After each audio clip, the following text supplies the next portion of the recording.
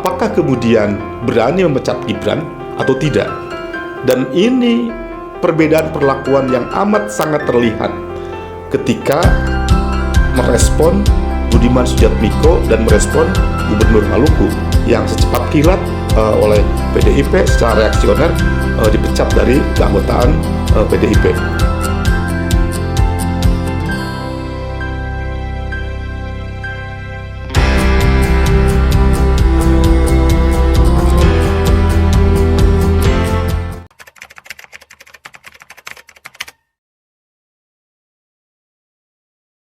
Isu yang paling menarik menjelang penetapan calon presiden dan wakil presiden pada pemilu 2024 yang akan ditetapkan oleh KPU tanggal 13 November, diantaranya adalah sampai saat ini menjadi pertanyaan publik dan pertanyaan banyak orang, kenapa PDIP tidak tegas untuk memecat Gibran dari keanggotaan PDIP.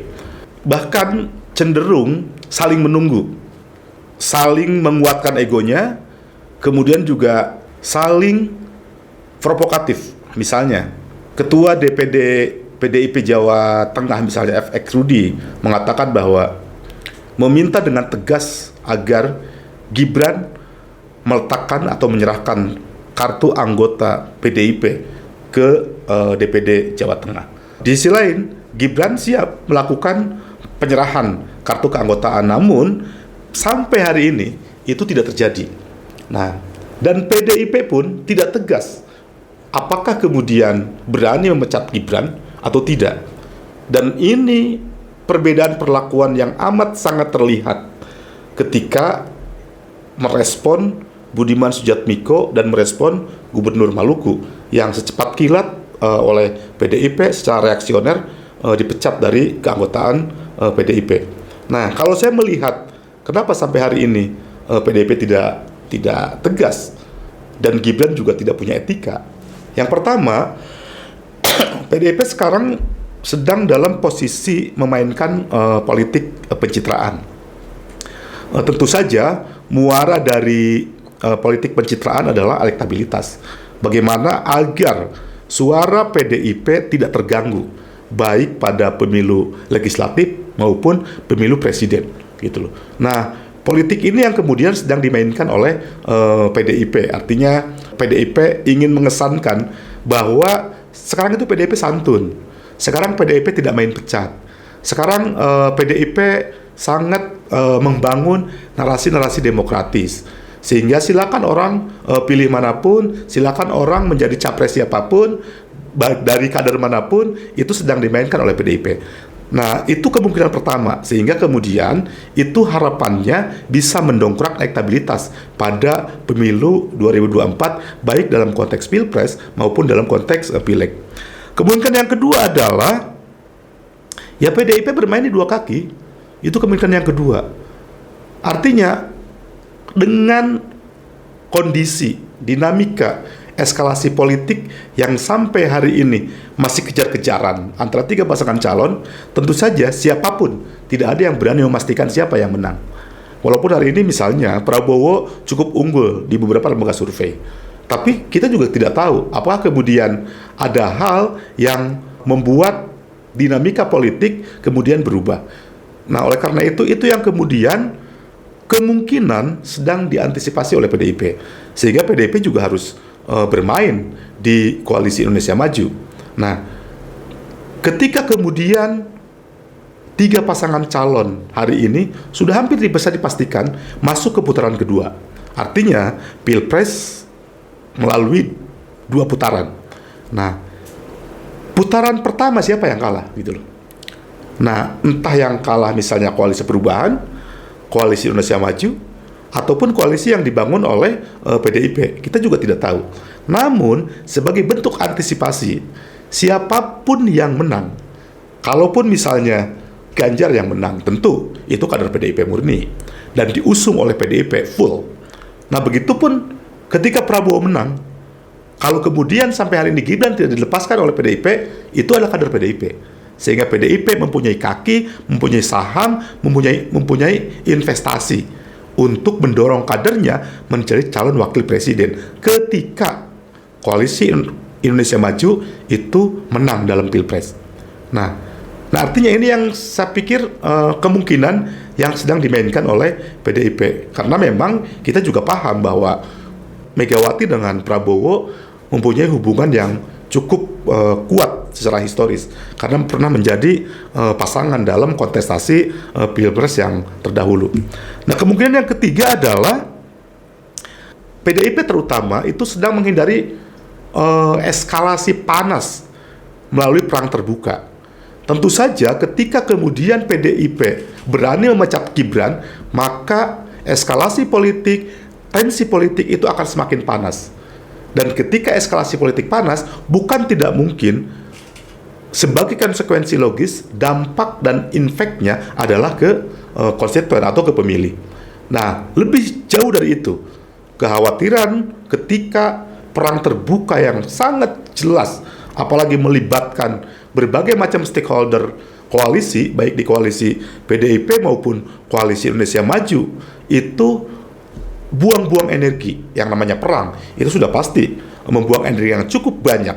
Padahal sudah saatnya menuju kalkulasi elektabilitas pemenangan capres. Tapi ketika kemudian energi dibuang melalui perang terbuka, bukan tidak mungkin koalisi perubahanlah yang bisa mendapatkan insentif elektoral atau berkah suara.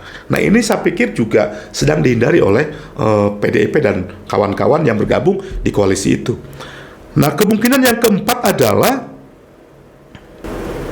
adanya sebuah kondisi yang saling menyandera. Misalnya, Sekjen PDIP Bapak Hasto sudah sering menyatakan, bahkan jelas di beberapa media informasi, dia menyatakan bahwa ketua-ketua partai politik itu trupnya ada di Jokowi. Sehingga kemudian apapun yang menjadi instruksi Jokowi itu akan diikuti oleh ketua partai. Termasuk misalnya PAN, Golkar, Demokrat gabung ke koalisi Indonesia Maju. Itulah yang kemudian mungkin yang dimaksud oleh Sekjen PDIP. Artinya sampai Golkar yang merupakan partai kader, partai mapan, bergelimang tokoh, mempunyai tokoh-tokoh yang elektabilitasnya cukup kuat, seperti Ridwan Kamil misalnya, tapi tiba-tiba Gibran yang diusung sebagai calon wakil presiden. Nah, amat sangat tidak masuk akal. Nah, itu yang kemudian mungkin disebut oleh Hasto bahwa trupnya Airlangga ada di tangan Jokowi. Nah, ketika kemudian ketua-ketua partai trupnya ada di tangan Jokowi, sangat mungkin, bukan tidak mungkin, gitu loh. Elit-elit PDIP pun trupnya tegang Jokowi, gitu loh. Saya kemudian PDIP tidak berani memecat Gibran secara terbuka, gitu loh. Walaupun dari beberapa pernyataan elit PDIP, belum saatnya, nunggu waktu yang tepat. Nah, sekarang sudah hampir tiba waktunya untuk pendaftaran calon presiden dan wakil presiden. Nah, sampai saat ini pun belum ada sikap yang tegas. Sehingga kemudian apa yang sedang terjadi? Sangat mungkin kemudian PDIP juga memegang trup elit-elit PDIP, siapapun itu. Nah, kemungkinan yang terakhir adalah adanya hidden skenario atau rencana yang tersembunyi dari stakeholder politik yang akan berkontestasi di pemilu 2024. Kita tentu masih ingat kenapa tiba-tiba Caimin dengan secepat kilat loncat ke Nasdem dengan koalisi perubahan. Dan itu terjadi sehari setelah Surya Paloh, ketua umum Partai Nasdem, menghadap Jokowi di istana.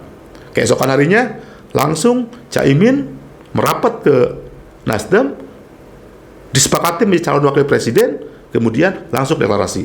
Sangat cepat terus, gitu. Nah, sehingga di situ muncul spekulasi, jangan-jangan ini kemudian juga sebuah rencana Jokowi. Begitupun ketika pencalonan Ganjar. Deklarasi Ganjar Pranowo di Batu Tulis itu juga dihadiri oleh Jokowi. Bahkan dalam beberapa pertemuan, Jokowi terlihat jelas mengendos Ganjar untuk menjadi presiden 2024. Gitu. Bahkan baju yang seragam yang dikenakan Ganjar dan koalisinya, yaitu baju garis hitam tegak lurus. Nah, sampai itu pun disebut-sebut sebagai desainnya adalah Jokowi. Nah, artinya Ganjar pun itu disupport, di-endorse, didukung oleh Jokowi gitu. Nah, termasuk terakhir adalah Prabowo. Beberapa momentum bagaimana Jokowi selalu didampingi Prabowo. Bahkan kita tahu bergabungnya PAN dan Golkar kemudian disusul dengan Demokrat, dengan pertemuan antara SBY dan Jokowi, dan itu disebut-sebut juga atas intervensi atau campur tangan, lebih tepatnya Presiden. Nah, artinya kalau kemudian kondisi seperti itu, berarti Presiden ada support ketiga calon Presiden dan Wakil Presiden gitu loh. Nah, jangan-jangan ini yang kemudian menjadi kompromi sehingga ada skenario-skenario yang tidak dipahami publik. Apa yang sedang terjadi? Gitu loh. Nah, maka sampai hari ini, kenapa PDIP tidak berani memecat Gibran? Itu ada 5 kemungkinan yang harus juga kemudian terinformasikan kepada publik. Nah, kemungkinan apa yang tepat? Saya pikir hanya Megawati, Jokowi, dan elit politik yang paham. Kita hanya menyampaikan kepada publik bahwa inilah kemungkinan-kemungkinan kenapa sampai hari ini PDIP tidak berani memecat Gibran.